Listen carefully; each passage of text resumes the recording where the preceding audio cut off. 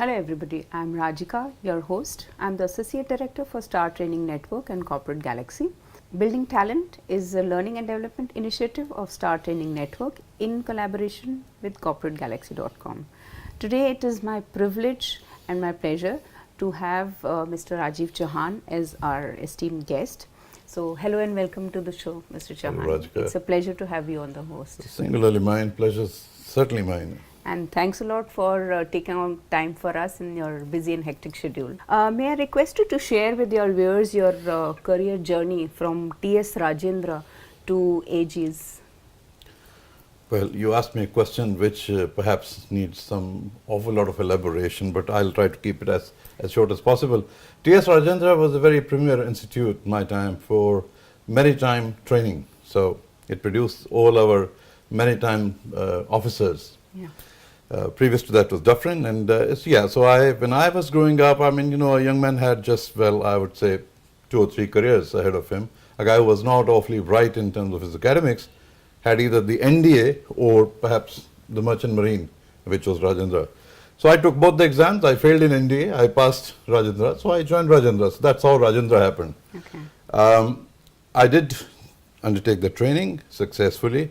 I did my first so-called certificate of competency, and then I decided perhaps that's not really for me. C is a very exciting career, but perhaps that was not meant for me. Okay. I wanted to come back into civil side of life, and then and I came back and I joined oil industry in Bharat Petroleum, and so 5 years. Shell came into India then, and they launched their own business, and it was then a joint venture with Bharat Petroleum. I had the opportunity to work for Shell, did a lot of assignments with them, 20 years, and last 6 years now with Aegis group of companies, which is again really oil and gas, business. That's what we are in. So it's been pretty exciting. I have always been either in the shipping industry or on the fringe of it, because oil and gas industry is a very high user of shipping. So, well, I combine the two, and it's been good so far. Thank you. Wow, what a journey. I mean, I think I have to really work very hard to present a multifaceted personality, but I'll try my best to work on that. So, if you look back, sir, which phase of your career was the most enriching and which prepared you for a journey ahead? It's a good question as well. Coming from a very, shall we say, not a very metropolitan base. I'm not a Mumbai or a Delhiite when I was a kid. I was not. Coming from the upcountry locations, guys like me, we had a wonderful opportunity to imbibe into us what Rajendra called as OLQ, officer-like quality. And we're not talking about rocket science really. They said, you're doing something, do it well. Keep discipline in your life. Pay attention to what you're doing. Simple things. Help your brother. Help your colleagues. I'm talking about the basic human values. Yeah. And I think those values I imbibed and I got from my training in the Merchant Marine.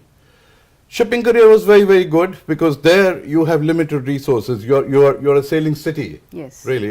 So a ship is a sailing city. Correct. You have to do everything. Correct. And as a cadet, as a junior officer, one not only learns, but one gets an opportunity to execute that learning.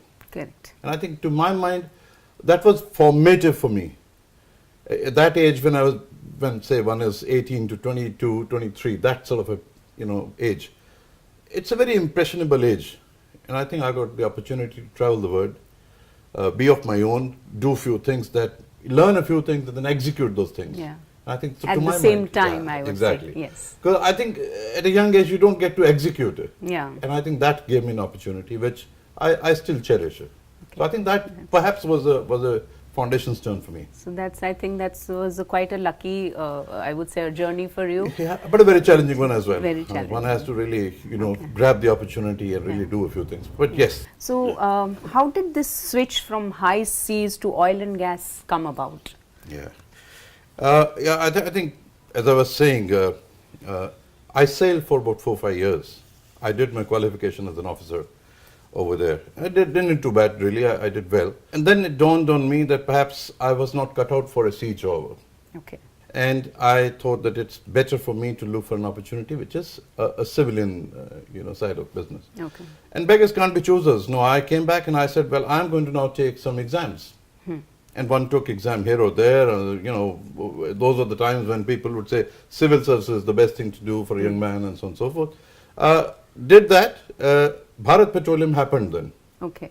There was a competitive exam, and some of my old friends were sitting across for that exam, so I sat, I cleared, and I joined Bharat Petroleum. As simple as that. Honestly, if you ask me, did I plan to be in Bharat Petroleum? The answer is no. Okay. It happened, so I joined Bharat Petroleum. So it was like just you went with the flow and exactly. it happened for good. Exactly. Yeah. I think that's how it is. Okay, Yeah, that's how nice. it happened. Yeah. Yeah. Your move with the Shell Gas as a managing director was about launching a new business line for Shell in India. So, could you please share some bittersweet experience of doing something pioneering, and what does success taste like? I think, again, a very pertinent question. Not only Shell Gas, you mentioned Shell Gas. Yes. I've had opportunity in Shell to launch 2 greenfield businesses. Lubricant business was the first one. When Shell came into India, I was part of the team when we went ahead and launched the lubricant business. Okay. Now that entailed selecting what is to be launched, to how we are going to produce that, Okay. to what channel we will develop, and so on and so forth. Just to give you an example, the first meeting of that company that we formed, Shell India, the first meeting of that happened in the Standard Chartered Bank branch Okay. in Connaught Place. So we all met, the country chairman, all of us.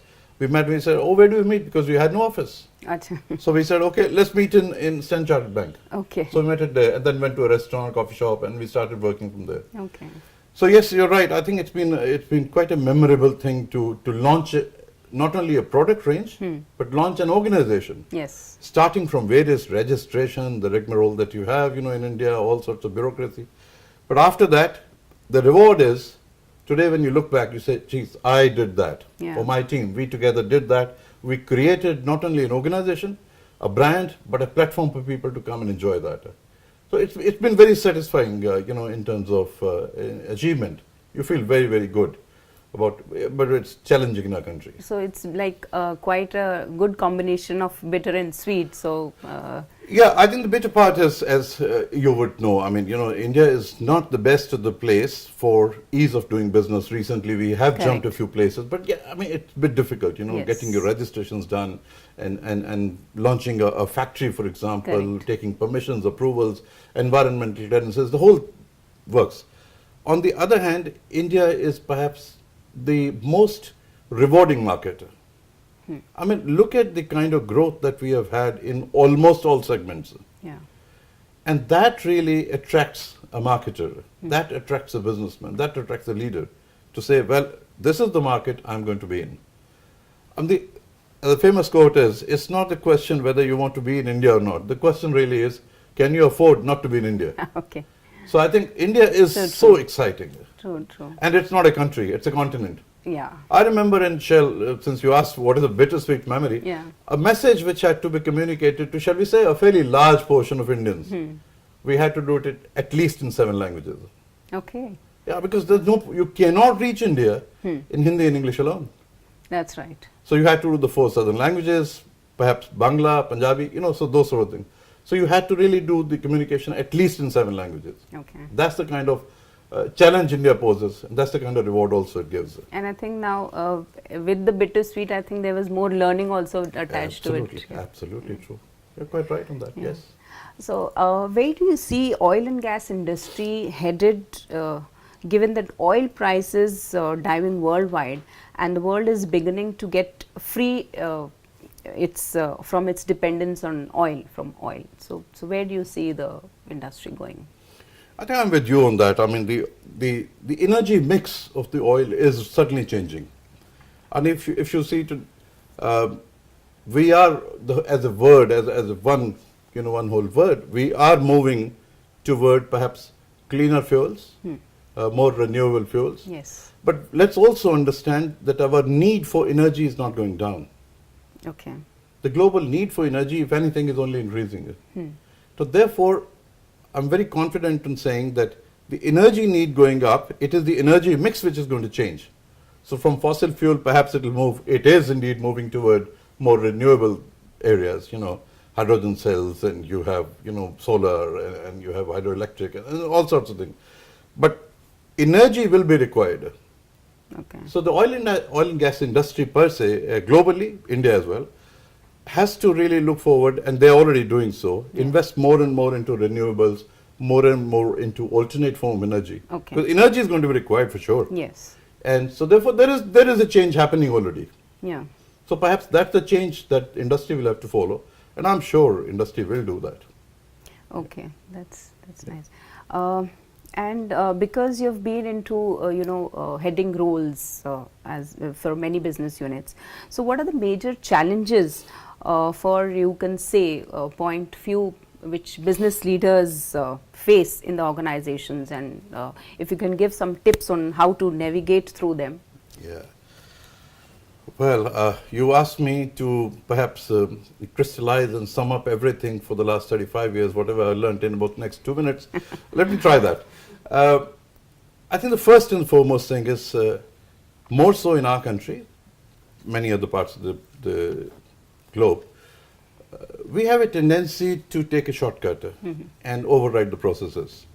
So I think as the leader, my first priority is, I want to make, and a friend of mine quoted that and I really love that statement, is I want to make my organization people-proof. The processes must take over. Okay. The processes must run irrespective of people. So people can come and people can go, but the processes must ensure continuity as well as the growth of the organization. So that's the first learning that I've had.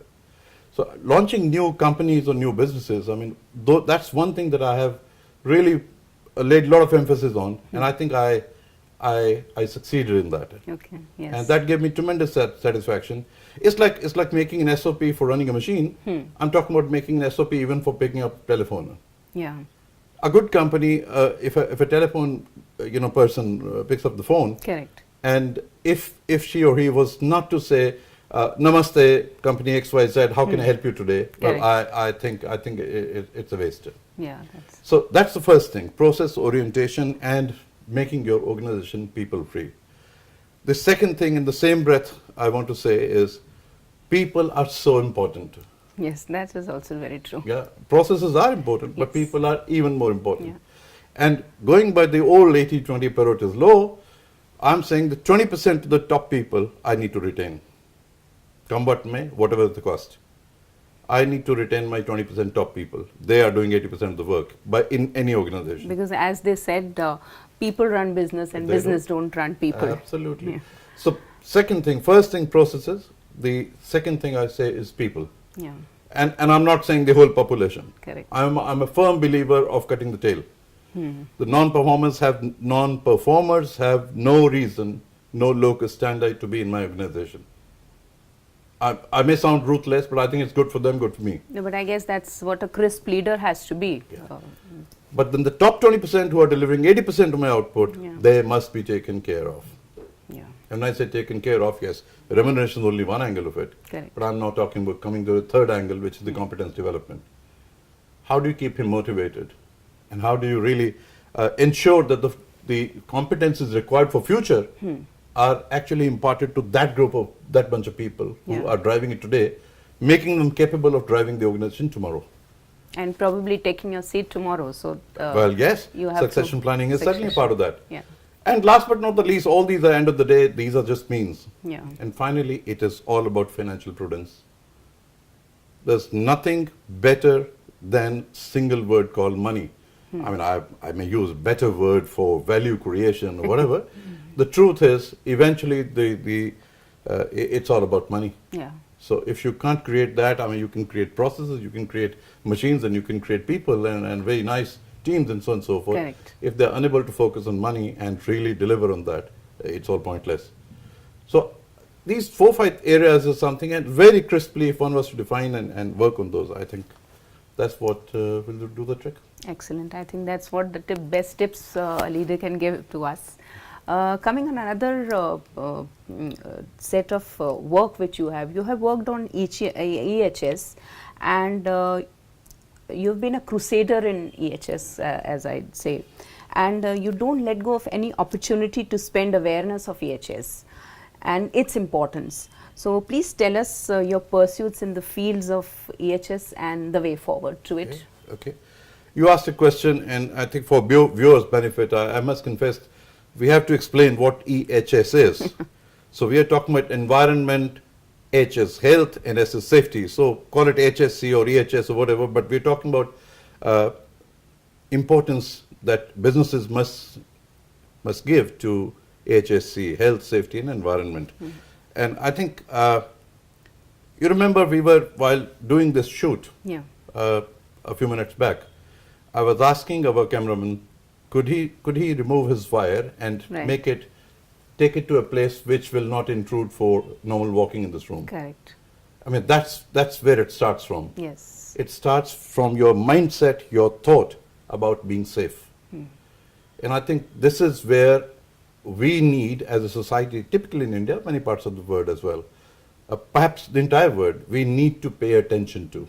So as they can say, the charity begins at home. It's like safety. It is. I mean, first your own safety and. Rajka, I mean, we live in a country where we know that all of us have one day or the other tried to put the naked wire into the plug. We all have done that. Yes. Well, the times are gone. Yeah.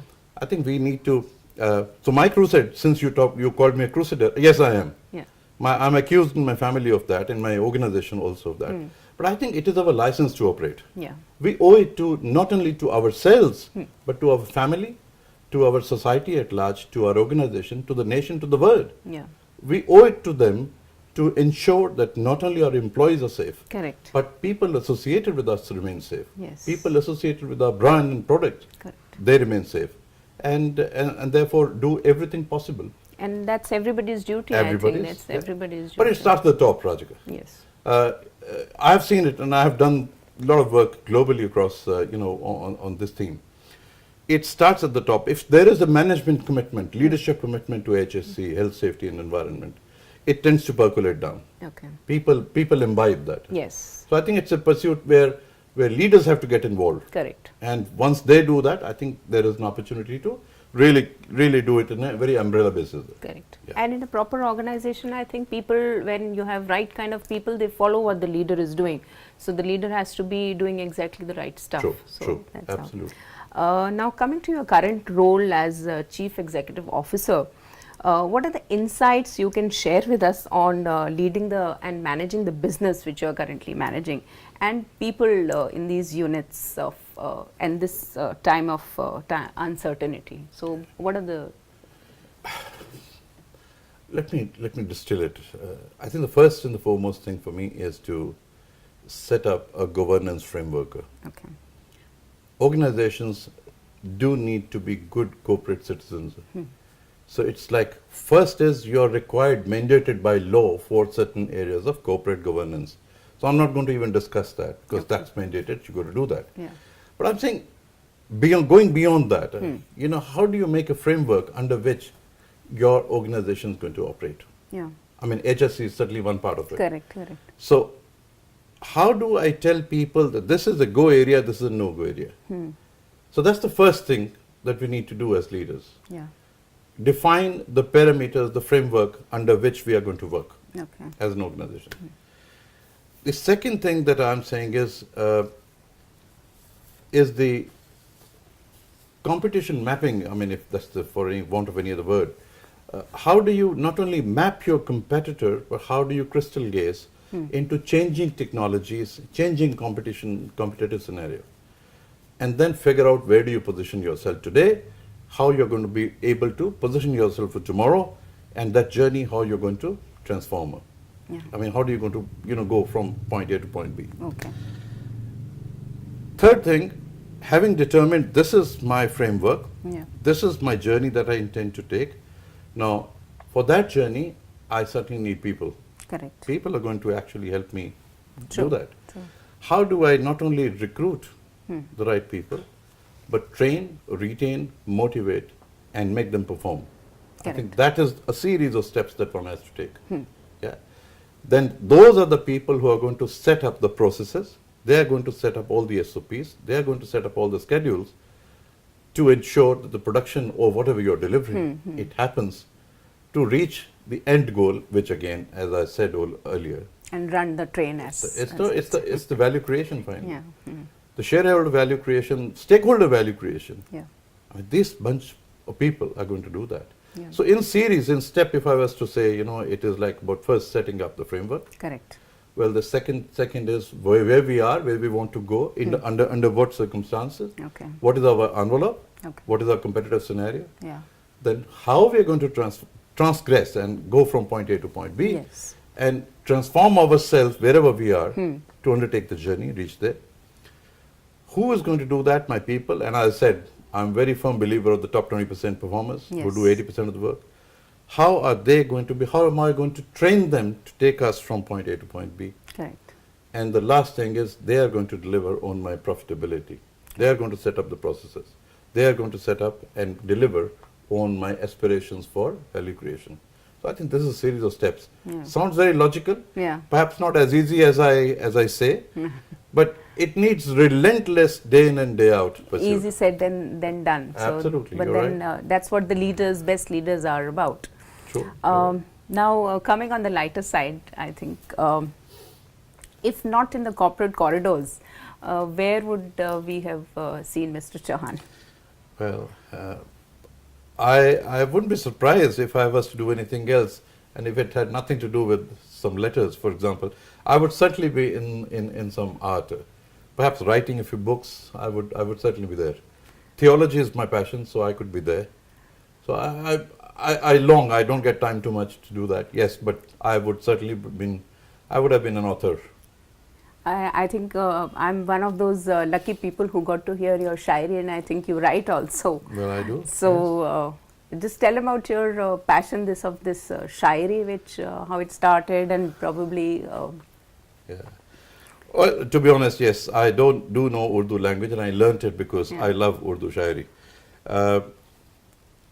How it started? I mean, I think it started with radio, really. I mean, long years back, 30 years back, radio would play some very nice Urdu stuff, and one got to understand that a little bit. Then I learned the language of my own, and it just took off. I just love that language. Yeah.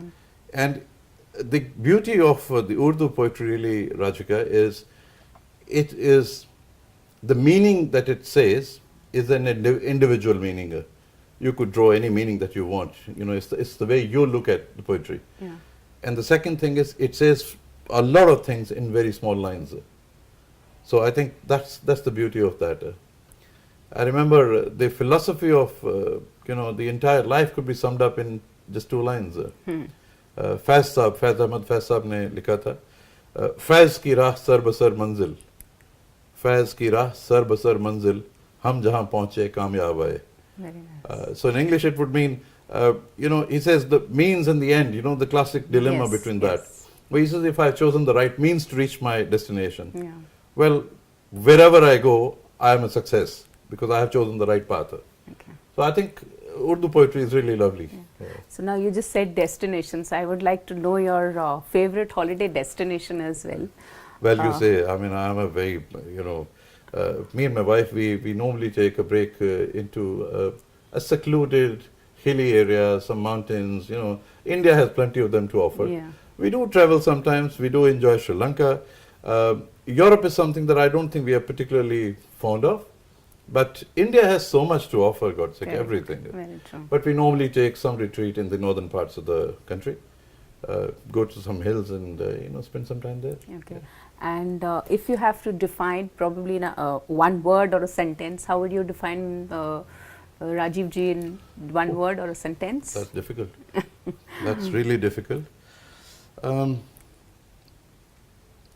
Perhaps I would keep it simple. I would say honest. I think that's what describes me. Excellent. I'm just being honest. Okay. I try to be honest. And love of your life, except Mrs. Chohan. Well, she is. So I think let's that we all know. And yes, she certainly is. And I would have answered had you not said except Mrs. Chohan. I would have answered that. However, after that, I would love to read, and I'd love to perhaps spend some more time with my Urdu poetry, which I don't find time for right now. Yeah. I intend to do that. Okay, that's nice. That was indeed quite a pleasure to have you on our channel, and thank you so much once again. Pleasure talking to you, Rajika. And I must confess that you're doing a yeoman service to the industry. Industry must understand that we all need to really buck up and be together in this development of talent. Correct. And we live in a time and country where there are two dichotomous things happening. One side we say there is no employment, and there is no so much of unemployment in the country, Right. and we can't we are not able to give employment to our young people. Correct. And on the other side, and I guarantee, and I say it with fair amount of conviction, Yeah. when I go out and I want to recruit some young people to run my business, I don't find any. Yeah. So there's a mismatch between the skill set available versus the skill set that the industry needs. Very right. Very true. So I think Very that's well what said. we really Yes, need to yeah. work on. Yeah. So what you're doing, I'm sure will do some word of good to this cause. Thank you so much. Thank you, Rajka. Thank you so. Thank Thank you you for so having much. me. Thank you. Yeah. Bye.